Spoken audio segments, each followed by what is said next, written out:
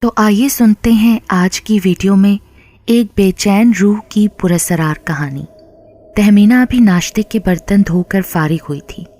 وہ کچھ دیر آرام کرنا چاہتی تھی۔ اس گھر میں آئے ہوئے اسے چند دن ہی ہوئے تھے۔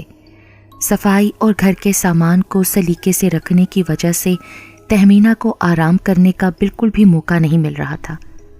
بچے ناشتہ کر کے اسکول چلے گئے تھے۔ اس کا شوہر مقصود بچوں کو پڑھانے اسکول چلا گیا تھا۔ ناشتے کے برتن دھونے کے دوران اس نے دوپہر کا کھانا بھی تیار کر لیا تھا۔ اب اسے کسی قسم کی کوئی فکر نہیں تھی۔ آرام کے دوران اگر وہ دیر تک سو بھی جائے تو پریشانی کی کوئی بات نہیں تھی۔ بیڈ پر لیٹتے ہی اس کی آنکھ لگ گئی۔ اچانک اس کی آنکھ کھلی۔ ابھی وہ یہ سوچ ہی رہی تھی کہ کیا وجہ ہے۔ ابھی تو اس کی آنکھ لگی تھی۔ چھت پر کوئی بھاری چیز گرنے کی آواز سنائی دی۔ وہ تیزی سے اٹھی اور چھت پر گئی۔ وہاں ایک تابوت رکھا تھا۔ تابوت دیکھ کر اسے بڑی حیرت ہوئی کہ اس تابوت کو کون یہاں رکھ گیا، اور یہ آواز کیا اسی کی تھی؟ تہمینہ آہستہ آہستہ قدم بڑھاتی تابوت کے پاس گئی۔ اس نے جیسے ہی تابوت کا ڈھکن اٹھایا، اس کے منہ سے چیخ نکل گئی۔ تابوت میں کسی خاتون کی لاش تھی۔ لاش کا چہرہ جگہ جگہ سے زخمی تھا، گردن بھی کٹی ہوئی تھی۔ ایسا محسوس ہو رہا تھا کسی تیز دھار آلے سے اس کا گلا کاٹا گیا تھا۔ لاش کا پورا جسم خون میں نہایا ہوا تھا۔ اس کی آنکھوں میں مرنے کے باوجود بھی ایک خاص چمک تھی۔ تہمینہ خوف زدہ ہو کر چھت سے نیچے بھاگی اور کمرے کا دروازہ بند کر کے بیڈ پر بیٹھ گئی۔ اس نے خود کو پوری طرح سے چادر میں لپیٹ لیا۔ اس طرح وہ خود کو محفوظ سمجھ رہی تھی۔ اس کا جسم تھکن سے چور تھا، اس لیے کچھ دیر گزرنے پر اسے نیند آ گئی۔ مقصود ایک سرکاری اسکول میں استاد کے فرائض انجام دے رہا تھا۔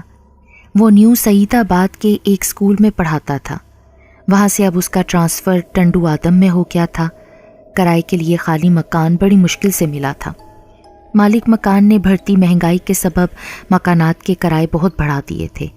اچھے مکانات کرائے پر لینے کی مقصود کی گنجائش نہیں تھی۔ موجودہ مکان اس کی گنجائش کے مطابق تھا اور اس گھر کے قریب ہی اسکول بھی تھا۔ اس نے اپنے بچوں اویس، مسعود کو قریب کے اسکول میں ہی داخل کرا دیا۔ وہ ڈیوٹی پر جاتے ہوئے بچوں کو ان کے اسکول چھوڑ جاتا۔ مقصود اسکول سے چھٹی ہونے پر بچوں کو ساتھ لے کر گھر پہنچا۔ دروازے پر دستک دینے پر تہمینہ نے خاصی دیر سے دروازہ کھولا۔ وہ گھبرائی ہوئی تھی۔ اسے پریشان دیکھ کر مقصود بھی حیران ہو گیا۔ کیا بات ہے تہمینہ، تم اتنا گھبرائی ہوئی کیوں ہو؟ وہ چھت پر کیا ہے؟ وہاں تابوت ہے۔ تابوت ہے؟ کیسا تابوت؟ تابوت میں ایک عورت کی لاش بھی ہے۔ لاش؟ مقصود بوکھلا گیا۔ ہاں، تابوت میں لاش ہے، لیکن تابوت اور لاش چھت پر آئے کیسے؟ مقصود نے پوچھا۔ میری تو خود سمجھ میں نہیں آ رہا۔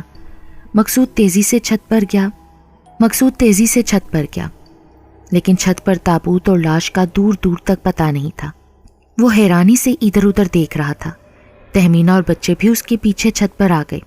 یہاں تو نہ تابوت ہے اور نہ ہی کوئی لاش تہمینہ، پر میں نے خود اپنی آنکھوں سے دیکھا تھا مقصود۔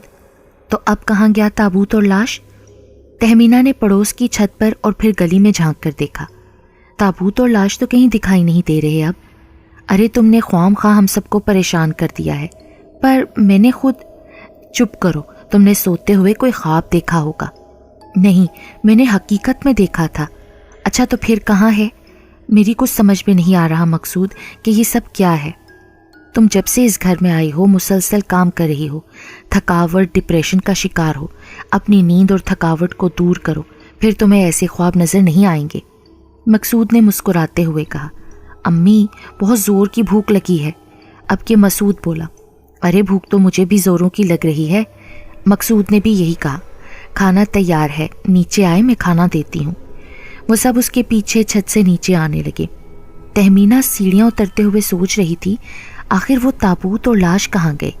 یہ اس کے لیے ایک طرح سے معمہ بن گئے تھے۔ اس نے خود اپنی آنکھوں سے تابوت اور لاش کو دیکھا تھا، پھر وہ کیسے غائب ہو گئے؟ بچوں اور مقصود کے ساتھ اس نے بھی کھانا کھایا۔ کھانے سے فارغ ہو کر ان کو کیلولا کرنے کی عادت تھی، اس لیے وہ سب بیڈ پر لیٹ گئے۔ دوسرے دن تہمینہ دوپہر کا کھانا تیار کر رہی تھی۔ کھانا بناتے ہوئے اس کا ذہن دوبارہ کل کے واقعے کی طرف چلا گیا۔ کسی طرح تابوت میں لاش دکھائی دی تھی اور پھر وہ غائب ہو گئی تھی۔ عقل حیران تھی، محلے میں کسی نے تابوت کے بارے میں نہیں بتایا۔ اگر حقیقت میں تابوت میں لاش ہوتی تو پھر ضرور چھت سے کسی کے لے جانے پر کسی کو تو دکھائی دیتی، کوئی نہ کوئی تابوت کو ضرور دیکھتا۔ اتنا بڑا تابوت کسی کی آنکھوں سے چھپ نہیں سکتا تھا۔ جب وہ دروازہ کھولنے کو اٹھی، دروازہ لاک تھا۔ اس کا مطلب ہے دروازے سے کوئی بھی تابوت کو لے کر نہیں گیا تھا، ورنہ دروازہ کھلا ہوتا تو پھر وہ تابوت چھت پر کیسے آیا؟ ابھی وہ سوچوں میں تھی کہ اسے محسوس ہوا کوئی سیڑھیاں اترتے ہوئے نیچے آ رہا ہے۔ وہ چونکی، چھت پر تو کوئی نہیں تھا، پھر کوئی سیڑھیوں پر سے کیسے اتر سکتا ہے؟ وہ کچن سے نکل کر سیڑھیوں کی طرف گئی۔ وہاں ایک خاتون کھڑی تھی۔ جب خاتون کے چہرے پر نظر پڑی تو اس کا چہرہ خوف کے مارے فک ہو گیا۔ اس کی چیخ نکل گئی۔ تہمینہ کو پریشان دیکھ کر وہ خاتون مسکرائی۔ وہ اس وقت بالوں میں کنگھی کر رہی تھی۔ تہمینہ کے خوفزدہ ہونے کی وجہ یہ تھی، یہ وہی خاتون تھی جس کی لاش اس نے کل تابوت میں دیکھی تھی۔ جب یہ مر چکی ہے تو پھر آج زندہ کیسی ہو گئی؟ کہیں یہ اس کی کوئی ہمشکل تو نہیں؟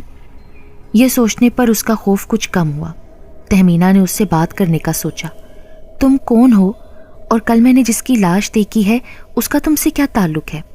خاتون نے تہمینہ کے سوال کا کوئی جواب نہیں دیا اور ٹکٹکی باندھے اسے دیکھے جا رہی تھی۔ اسے خاموش دیکھ کر تہمینہ اس کے پاس گئی۔ اس کے قریب آنے پر خاتون ایسے غائب ہوئی جیسے وہاں تھی ہی نہیں۔ اس کے غائب ہو جانے پر تہمینہ کو خوف محسوس ہوا اور وہ بھاگ کر کمرے میں چلی گئی۔ بیڈ پر بیٹھ کر خوف کے مارے وہ گہرے گہرے سانس لینے لگی۔ اچانک ہی باہر والے دروازے پر دستک ہوئی۔ وہ لپک کر دروازے پر آئی اور دروازہ کھول دیا۔ مقصود بچوں کے ساتھ کھڑا تھا۔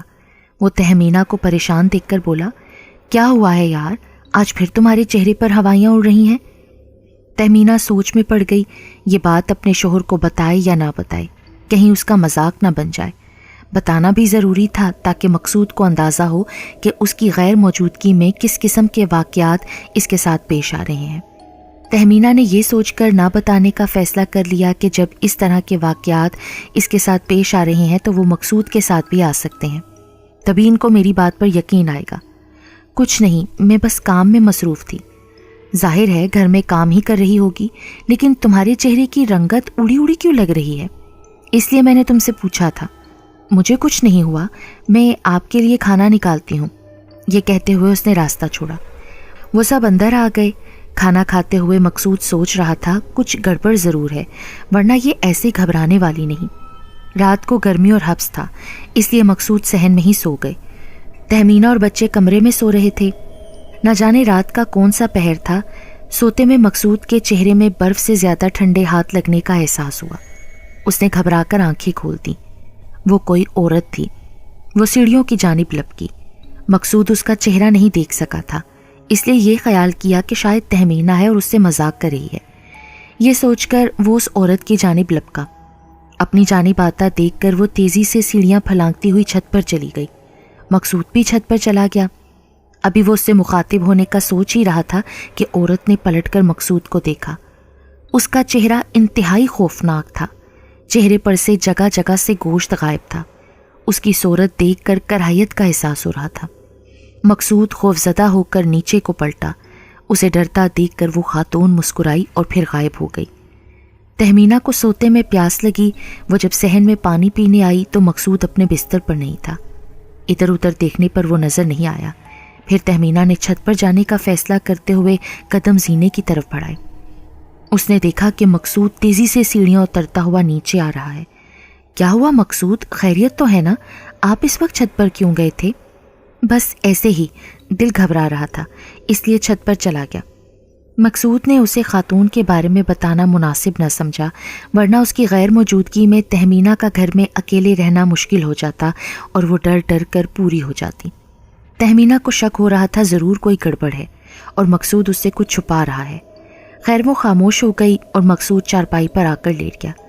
دوسرے دن جب وہ اسکول میں تھا، اس کے ساتھی ماجد نے جب اسے خاموش دیکھا تو اس سے مخاطب ہوا، کیا بات ہے مقصود، تم کافی پریشان لگ رہے ہو؟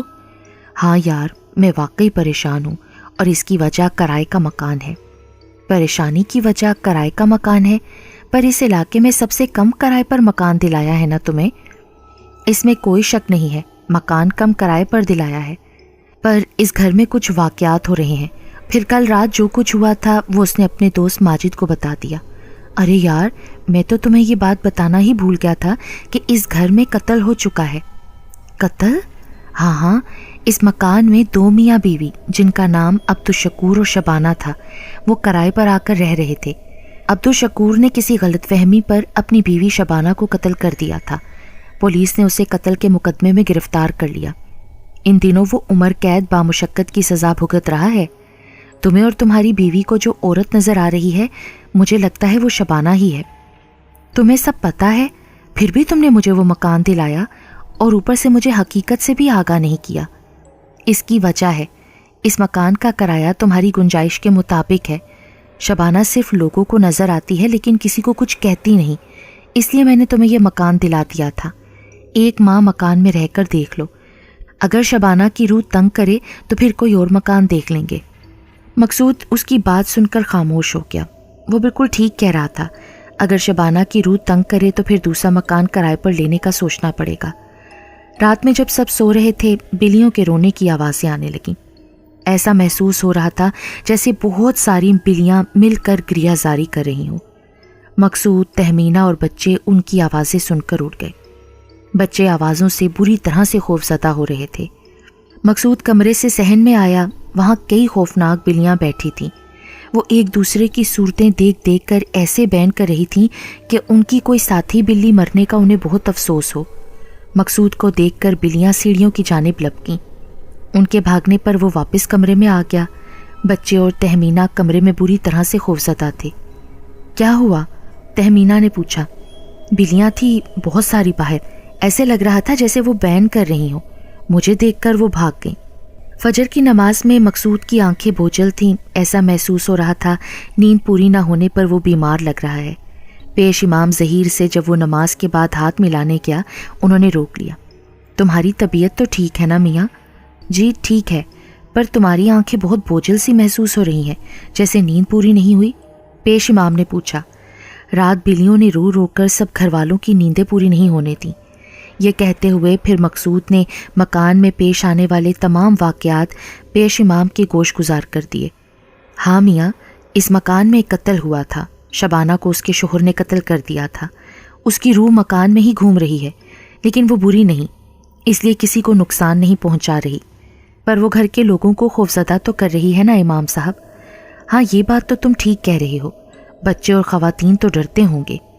اس کی تدبیر تم یہ کرو، تم گھر میں نظر نیاز کر دو، اس روح کے ایصال ثواب کے لیے قرآن خوانی کرواؤ، پھر وہ تم گھر والوں کو نظر نہیں آئے گی۔ ٹھیک ہے، میں ایسا بھی کر کے دیکھ لیتا ہوں۔ پھر مقصود نے جمعرات کو اپنے گھر میں شبانہ کی بے چین روح کے ایصال ثواب کے لیے قرآن خوانی کرائی اور محلے کے چھوٹے بچوں میں بھی نظر نیاز بانٹ دی۔ مقصود کے اس عمل سے پھر شبانہ کی روح انہیں کبھی نظر نہیں آئی۔ اس کے نظر نہ آنے پر گھر والے بھی مطمئن ہو گئے۔ ایک رات مقصود کے خواب میں شبانہ آئی۔ وہ بہت مطمئن اور خوش نظر آ رہی تھی۔ اس نے خواب میں کہا کہ میری روح بہت بے چین تھی، تمہارے عمل سے مجھے بہت قرار آ گیا ہے، میں تمہیں یا تمہارے بچوں کو اب کبھی نظر نہیں آؤں گی۔ خواب میں مقصود اس سے پوچھتا ہے کہ تمہارے شوہر نے تمہیں قتل کیوں کیا؟ تو اس نے وجہ بتائی کہ وہ ایک شکی قسم کا شوہر تھا، بات بات پر شک کرنے والا۔ اس نے ناحق شک و شبے میں مجھے قتل کر دیا تھا، جس کی سزا وہ قید بامشقت کی صورت میں کاٹ رہا ہے۔ صبح بیدار ہونے پر اسے رات کا خواب یاد آ گیا۔ اس نے پیش امام کو بھی بتا دیا، جس پر وہ بولے، اب تم بے فکری سے کرائے کے مکان میں رہو، اب کوئی پریشانی کی بات نہیں ہے۔ اپنی بیوی سے بھی اس بات کا ذکر کر دینا تاکہ اس کے دل میں بھی جو خوف و ہراس بیٹھا ہے